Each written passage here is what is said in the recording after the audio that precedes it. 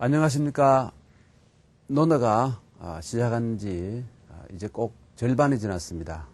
오늘은 제 11장부터입니다. 논어는 모두 20장으로 되어 있는데 오늘은 11장 선진편을 보도록 하겠습니다. 선진이라 그러면 대개 보면 역사적으로 쭉 쓰였던 용례를 보면 선배라는 의미를 가지고 있습니다.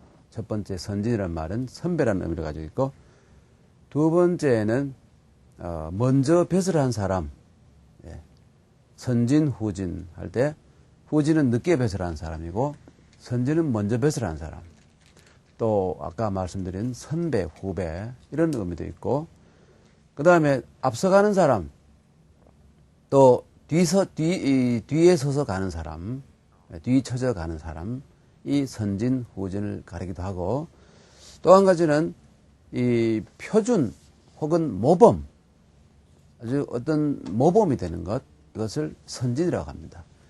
그러니까 우리가 지금 선진국, 후진국이라는 말을 많이 쓰는데, 이것은 이 먼저 가는, 앞서간다는 이 3번 의미와 남의 모범이 된다는 4번의 의미, 이것이 합해진 의미로 우리가 지금 쓰고 있다고 하면 되는 것입니다.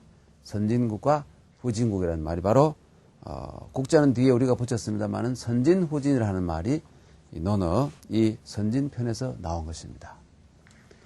이 가끔 제가 그 글자에 대해서 말씀을 올립니다만은 이 진짜가 참 보면 재미있는 글자입니다. 그래서 간단히 소개를 드려보면요. 이 부분, 이게 움직이다는 뜻을 항상 가진 의미라고 말씀드렸죠. 이걸 가지고 우리가 착이라고 읽는데요. 착이라고 읽는데, 이게 뭐냐면, 이 내거리라는 것을, 내거리를 줄인 부분입니다. 줄여서 두 개의 점이 되어버리죠. 두 점이 돼. 나머지 다 생략해버리고, 점이 돼. 요것만 남았죠. 이것은 뭐냐면, 발지자가 변한 겁니다. 발지자가 변한 거예요. 그러니까 이 내거리에서 지금 더 정확하게 그리면, 이 내거리에서 이 발로, 이 발을 그려서 걸어간다 이런 뜻을 가지고 있는 글자예요. 이 부분을 다 생략해버리고 이 부분도 생략하고 이것만 남고, 여기에다가 이거 발지자예요. 이렇게 만든 거예요. 발지자를 만들었죠. 그래서 이 글자는 항상 이 글자가 들어가면 동작한, 움직인다, 변화한다 이런 뜻을 가지고 있습니다. 그런데 여기에다가 이 새 초자를 넣어 놓았죠. 새 초자. 새는, 모든 새는 앞으로 날아갈 수밖에 없습니다. 그런데 중국 사람들은 이 글자를 만들 때 뒤로 날아가는 새를 본 적이 없어요. 한 번은 노나라의 이 수도에서 새가 뒤로 날아가는 현상을 발견했는데, 그때는 태풍이 불어가지고 새들이 앞으로 나가다가 바람이 너무 세니까 뒤로 이렇게 날아가는 그런 기록이 한 번 있습니다. 새의 정상적인 생리라고 할 수 없죠. 그런데 알고 보니까 이 남미에나 어디 곳곳에 벌새라는 새가 있는데, 이 새는 앞으로나 뒤로 자유자재로 움직이는 새가 있어요.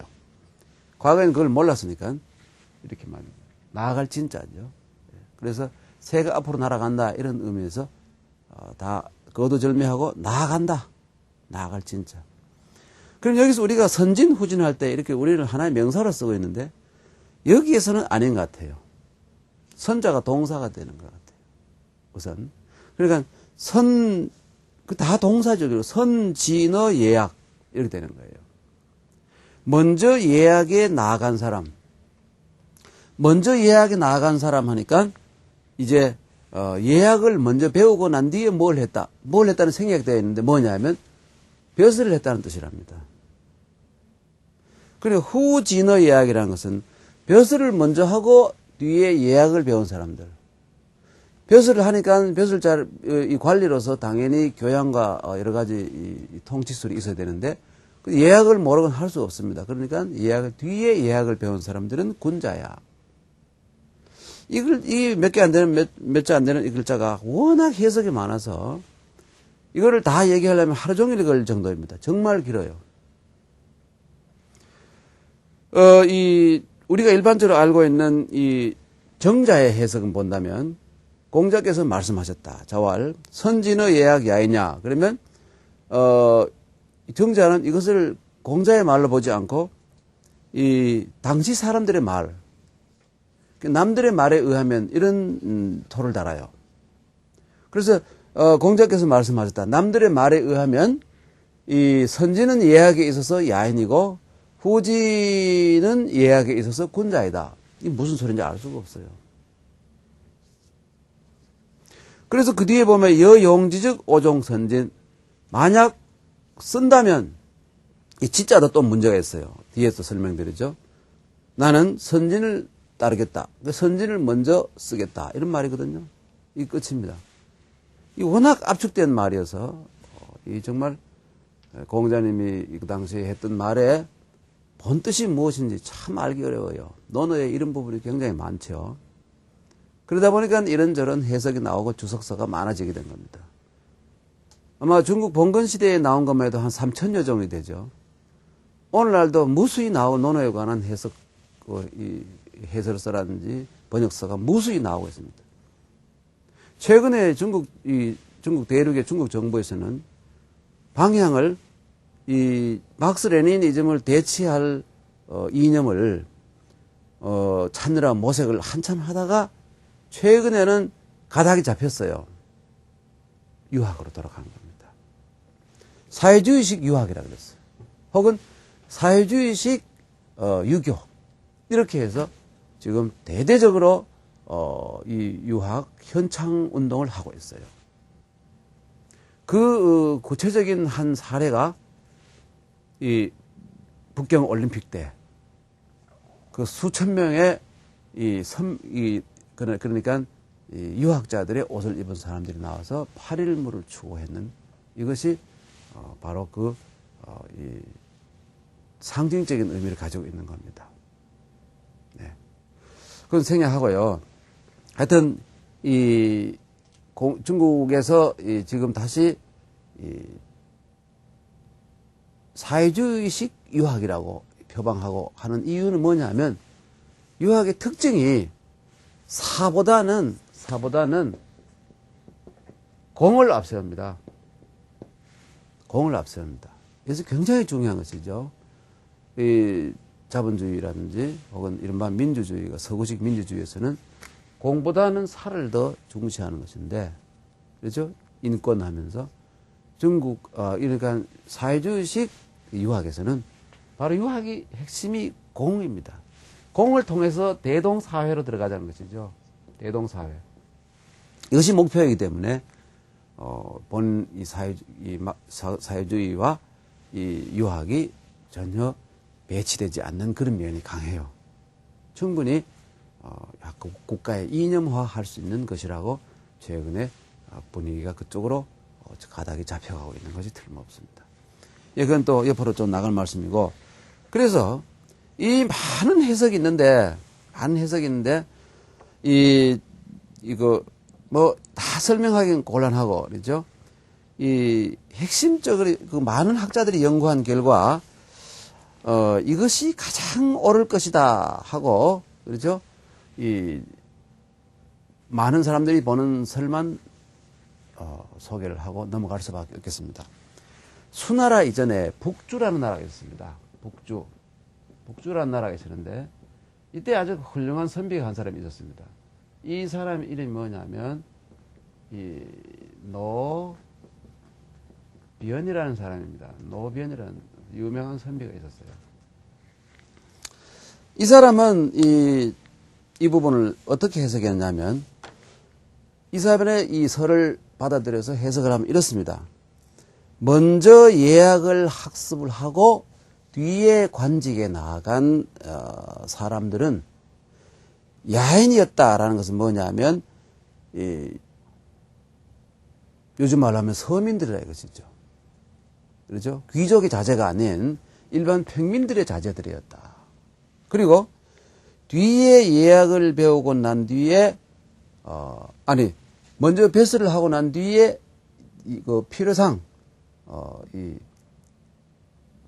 이 관리로서의 어떤 소양을 갖추기 위해서 예학을 배운 사람들은 공경대부들의 자제였다.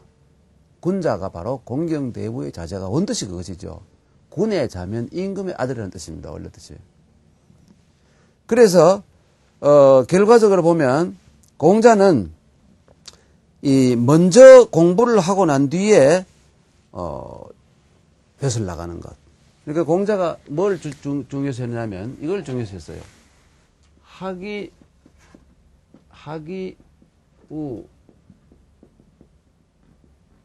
즉 사. 네. 공자는 이걸 중시했습니다. 물론 이 말은 논어에 나온 말인데 논어에 보면 자아가 공자의 제는 자아가 이 사이 원래 공자의 말은 이렇습니다. 사이 우즉 학. 벼슬을 하다가 이 우라는 것은 여유가 있다는 말입니다. 마음에 혹은 어떤 정신적 여유가 있으면 또 재보충을 하기 위해서 그렇죠? 다시 자신을 한 단계 업그레이드 하기 위해서 또 미진한 공부를 더 하고 또 공부를 열심히 해서 또 여유가 생기면 또 벼슬을 한다. 이런 주장이지만 이건 자아의 얘기고 공자의 생각은 일관되게 항상 보면 먼저 배운 다음에 벼슬 하는 거. 이것을 공자가 굉장히 중요시하고 있어요. 논어 전편을 통해서. 그래서 이 공자의 뜻이 이것이 아무래도 선진어 예약 야이냐 하면 먼저 이 예약을 공부를 하고 그 뒤에 벼슬 자리로 나아가서 행정 업무를 보는 그런 사람들은 대부분이 신분이 평민계급, 야인은 평민은 의미를 가지고 있습니다. 평민계급 출신의 사람들이었고 이 먼저 벼슬을 장록을 받고 어릴 때부터 받습니다. 세습을 하는 거니까. 세습을 하고 난 뒤에 필요상 예약을 배운 사람들은 대개 보면 공경대부의 자제들, 군자들이었다. 여용지, 만약에 용지 쓴다면, 이것을 이 우리나라에 널리 알려진 서름 이 지자를 이 정자가 이 지자를 예약이라 그랬습니다. 예약을 쓴다면 나는 선진을 따르겠다. 이렇게 했거든요. 그런데 후대 많은 학자들은 정자의 말을 믿지 않습니다. 그런데 여기서 지자를 뭐냐면 바로 선진의 예약자, 후진의 예약자의 생략이기 때문에 그러니까 이 진은 바로 사람을 뜻한다고 보는 거예요. 그래서 그거를 내가 공자가 물론 뒤에 대사고도 되고 법무장관이죠. 또 재상 대리 그래 뭐 요즘 치면 국무총리 서리도 한 적 있죠. 내가 그런 자리에서 쓴다면 먼저 예약을 배우고 난 뒤에 그렇죠? 이 통치술이라든지 혹은 모든 것을 충분히 익힌 이런 사람들을 먼저 등용하겠다. 이런 말로 보자 이겁니다. 이것이 조금 전에 말씀드린 노변의 주장을 이어가지고 청나라 만렙의 유보남이라든지 논어학의 훌륭한 학자들이 정리하고 또 최근 근세에 와서 현대에 와서 대표적인 논어학자인 양백준이라는 그렇죠? 이런 분들이 이것이 아마 공자의 원의에 가장 가까울 것이다.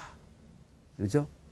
이 외에도 이 선진어 예약, 그러니까 먼저 예약을 배우는 사람들이, 예약을 배우고, 이 뒤에 배설하는 사람들, 그래서, 어떤 사람들은 선진을 춘추 초기 때 사람들로 보고, 춘추 초기에 활동했던 정치가들로 보고, 후진을 공자와 당대, 동시대의 사람들로 보고, 이렇게 분류해 보기도 하고, 어떤 사람들은 또 이것을 선진어 예약자를 뭐냐 하면 초기 제자들. 공자의 초기 제자들이 보면 안자의 안전의 아버지인 안로라든지 길로자입니다. 안로라든지 그렇죠? 자로라든지 안로. 공자의 안년의 아버지입니다. 그렇죠? 또 자로 중류라든지 혹은 칠조개라든지 또 염경이라든지 염배구죠. 염경 이런 제자들이 전부 신분이 미천한 사람들이었어요. 그래서 야인들입니다. 그러니까 먼저 초기에 내가 가장 중요시하는 예약을 배우러 온 사람들. 공자는 스스로가 30이 립이라 그랬죠. 립이 뭐냐면 예약에 섰다. 그 예약의 모든 이론을 완전히 파악하고 마스터했다 이런 얘기예요. 그래서 소문이 그러났기 때문에 초기 제자 배우러 온 초기 제자들 아까 말씀드린 이 안로라든지 중류라든지 염경이라든지 칠조계라든지 이런 사람들이 신분이 아주 미천한 사람들이에요. 그래서 그 사람들은 되게 야인이었다. 뒤에 이때 뒤 후진의 예약자는 뭐냐면 공자가 워낙 소문이 나고 하니까 귀족들도 자제들을 보내서 이제 배우러 오게 한 거예요. 이 사람들은 군자다. 뭐냐면 귀족들, 공경대부의 자제들이었다. 그런데 그 사람들은 벌써 뭘까요? 이 초기 제자들처럼 치열한 면이 부족하다 이것이죠. 그래서 내가 관직에 등용해서 쓴다면 순서를 매길 때 이 미천한 신분으로서 열심히 발본해서 공부했던 그 초기 제자들을 먼저 쓰겠다.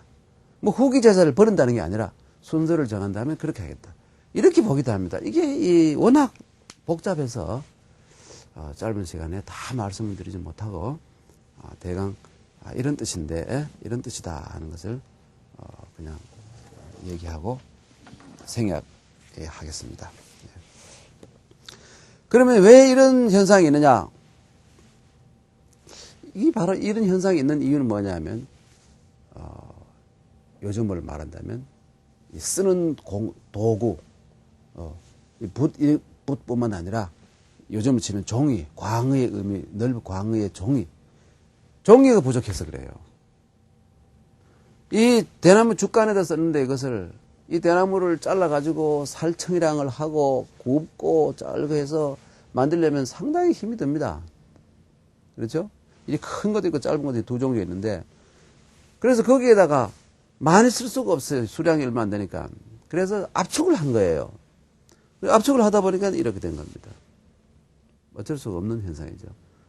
오늘날 우리가 이 컴퓨터를 통해서 이렇게 하니까 마음껏 써도 좋으니까 정말 곡진하고 아주 세미하고 이런 것들 미미한 거 별 필요 없는 것들도 다 기록이 되고 또 논문도 막 길어지고 이러죠. 그거 다 이유가 있는 겁니다. 예. 선진의 예약 야인야, 후진의 예약 군자야. 그렇죠? 이때 이 야인과 군자는 야인은 신분이 미천한 사람들이고 군자는 귀족들이다. 그러니까 신분이 미천한 사람들이 자제들이고 먼저 초기 제자들은 후진의 예약은 이 후기 제자들은 귀족이었다. 이런 해석도 있다 이것입니다. 예. 그러나 제가 아까 말씀드린 이 노변이라든지 유보남이라든지 양백준 이런 사람들의 뜻은 먼저 예약을 학습하고 뒤에 관리가 된 사람들은 대부분 이 평민들의 자제들이었다. 그렇죠? 그리고 먼저 이 장로 관직이 있고 필요상 뒤에 다시 예약을 배운 사람들은 대개 경대부들의 자제들이었다. 내가 만약 인재를 써서 내가 등용할 권한이 있다면 먼저 예약을 배운 사람들, 이 사람들을 먼저 쓰겠다. 예약의 본질에 더 깊이 가까이 갖는 사람들이다. 필요상황보다는 예약을 근본적으로 학습을 하겠다는 어떤 이 학습열이 있었던 사람들이 성취가 더 높지 않느냐. 그러니까 공자는 항상 먼저 배우고 난 뒤에, 그렇죠? 학이 우직사를 더 중요시 한다 그랬죠. 여유가 없으면 하지 마라. 자기 그 속도 다 채우지 못하는 사람이 어떻게 타인의 빈 곳까지 메꾸겠다고 나서느냐. 그거 안 된다 이것이죠. 그러니까 저도 함부로 이렇게 여러분 앞에 이렇게 떠들고 있습니다만은 이 빈속을 채웠는지 못 채웠는지 자신도 없습니다. 명백하게 알지도 못하고 워낙 요즘 이게 이 학문이 사람들이 접근을 안 하고 하니까 저희 같은 사람들도 이렇게 나와서 이렇게 참 떠드는 그런 상황이 생긴 겁니다. 미안하게 생각합니다. 예, 그 다음에 선진편 제 2장이죠. 예. 자왈 종아의 진체자 개 불급무냐. 이 말도 마찬가지입니다. 이 말도 정말 복잡합니다. 그냥 있는 대로 우리가 과거에 해온 대로 한다면 종아의 진체자 개 불급무냐. 진나라와 채나라에서 나를 따르던 자들이 모두 문에 들어오지 못하였구나. 이렇게 되면 지금 자기의 문하에 있지 않다 이런 얘기죠. 그러니까 진채 사이에서 고생을 할 때 공자가 63세 때 원래 그 61세 때 이 바로 진채할 때 이 진에 가 있었습니다. 진나라에서 한 2년 벼슬을 하다가 이제 역시 거기에서도 자기 뜻을 알아주지 않으니까 버리고 하는 수 없이 떠나서 채나라로 갑니다. 채나라라고 그 옆에 있는 나라인데 채나라로 가는 길이에요. 그런데 이 양반이 공자께서 채나라로 가서 그 다음 목적지가 채나라가 아니고 채나라를 경유해서 초나라로 가려고 그래요. 초나라가 그때 남쪽에서 크게 굴기를 해서 국력이 왕성해지고 일어나니까 공자가 그러면 이 왕도를 실현하는데 초나라를 한번 지렛대로 해볼까 해서 초나라로 가는 길이에요. 그러니까 진채 사람들이 말이죠. 이 공자가 그리 갔다가는 초나라가 더 강성해지면 우리가 초나라에 병탄당하는 게 아닌가 이렇게 해서 신분을 숨기고 이 광야에서 공자의 일행을 포위를 해서 그렇죠 위협을 준 적이 있어요. 그래서 굶기도 하고 뭐 식량은 떨어지고 그래서 재진전량이라고 진나라의 진채 사이에서 양식이 떨어져서 막 굉장히 괴로운 장면이 논에도 몇 군데 나오죠. 막 자로가 굶다가 화가 나가지고 말이죠. 군자가 원래 이렇게 고통을 당한 겁니까? 이렇게 막 부룩부룩 하고 덤벼드니까 공자가 군자는 본래 궁한 법이다 하고 강하게 참 공자도 위험을 발휘해서 자로를 누르는 그런 장면도 나오고 하지 않습니까? 그래서 그 당시에 공자께서 이 자공이 워낙 이 외교를 잘하고 자공은 이 언어를 그렇죠 말도 잘하고 말이죠 이 사람이 외교에 아주 뛰어난 능력이 있지 않습니까? 그래서 초나라로 보냅니다. 그래서 초나라 장왕이라고 있는데 초나라 장왕에게 보냈어요. 초장왕에 보내가지고 군사를 그렇죠 동원하게 해서 이 포위를 풀게 했습니다. 그리고 초나라로 갔죠. 그러나 또 초나라의 신하들이 공자가 오면 자기들이 자리를 뺏길까 싶어서 또 이간질을 해요. 또 참소를 해서 초장왕이 공자를 만나보지 않고 음을하다가 초장왕이 그 해에 죽었습니다.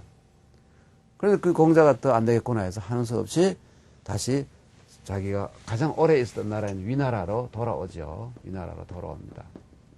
공자가 가장 오래 있었던 외국이 바로 위나라입니다. 그때 이 공자가 이 진채 사이에서 고생했던 것을 회고를 하면서 이렇게 종하어 진채자 개 붉은 무냐 이랬단 말입니다. 그리고 공자가 63세에 이런 일을 당했기 때문에 아마 한 63세 이후에 65세 이후 뭐 70세까지 이때 언젠가 하신 말씀인데 누군가가 이것을 받아 적어 놓은 것이죠.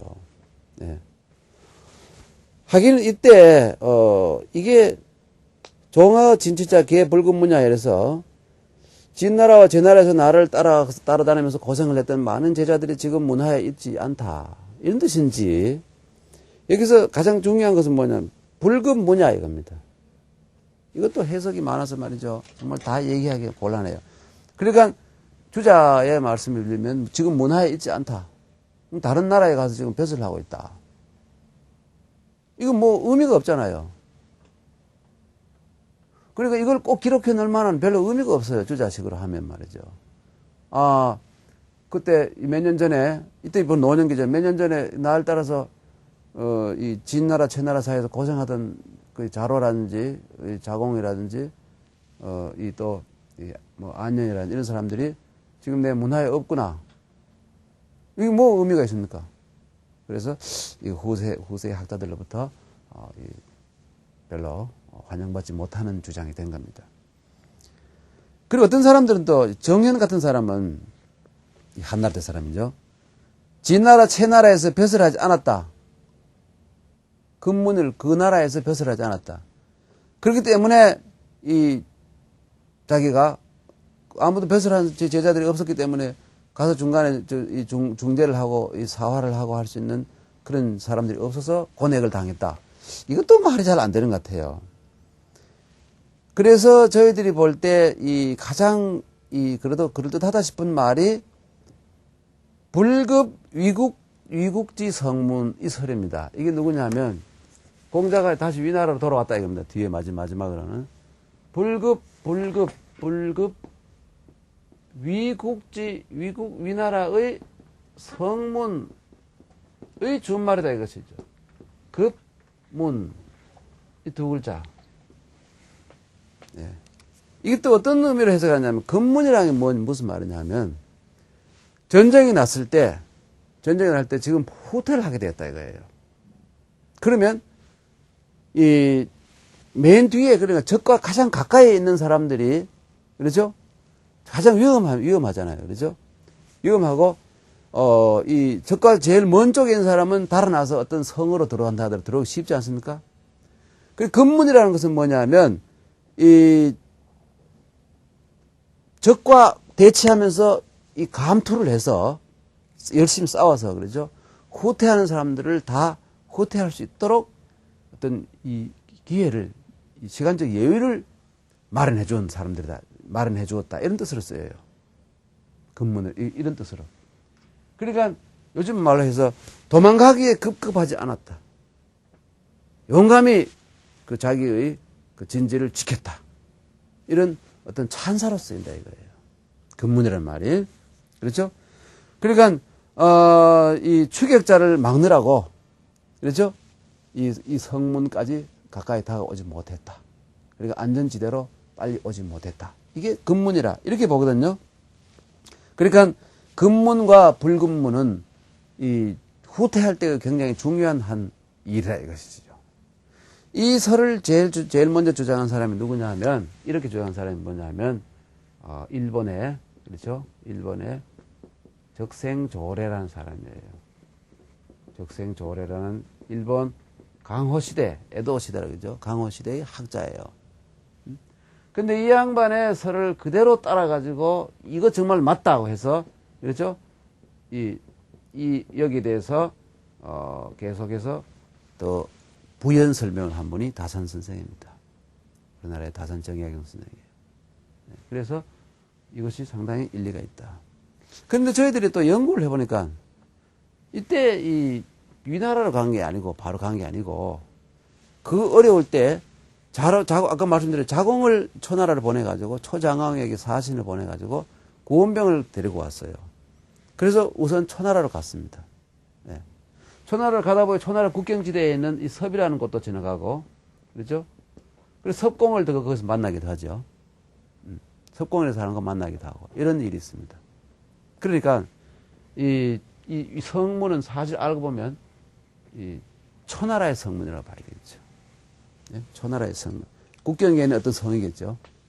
꼭 수도의 성이 아니고 이렇게 봐야 됩니다. 위나라로 간 거는 그 뒤에 초나라에 기다리다 보니까 왕이 만나주질 않고 이간질 때문에 만나주지 않고 또 초나라 왕이 초장왕이 죽고 안 되겠다 해서 다시 위나라로 돌아가기 때문에 그 돌아오는 길에는 이 위험 당한 일이 없었어요. 그러니까 이건 고정해서 조금 잘못된 것 같아요. 그런 게 있고. 그러니까 우리는 옛날에 훌륭한 분들이 했는 얘기라고 해서 그대로 맹신할 것이 아니라 비판적인 수용, 고정을 하면서 확실히 좀 더 따져보고 받아들이는 자세가 필요하지 않을까 이렇게 해서 참고로 말씀을 드리는 겁니다.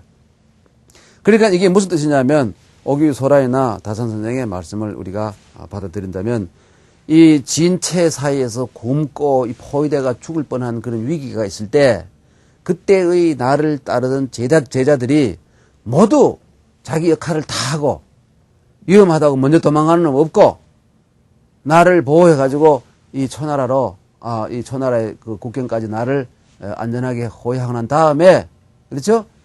자기들도 그 안전을 도모했다. 뭐 이런 의미로 쓰였으니까 제자들이 스승을 위해서 다시 말해서 위험을 무릅쓴다든지 목숨을 바칠 수 있는 그런 제자들이었다.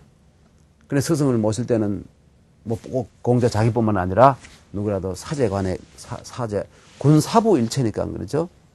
뭐 요즘은 뭐 그런 상황이 아닙니다만은 군사부 일체라고 옛날에 그렇게 수천 년 동안 생각해 왔죠. 그러니까 이 훌륭한 임금이라든지 훌륭한 스승이라든지 훌륭한 부모와 동요를 놓고 존경해라 이것이죠. 그런 메시지를 담았다 이겁니다.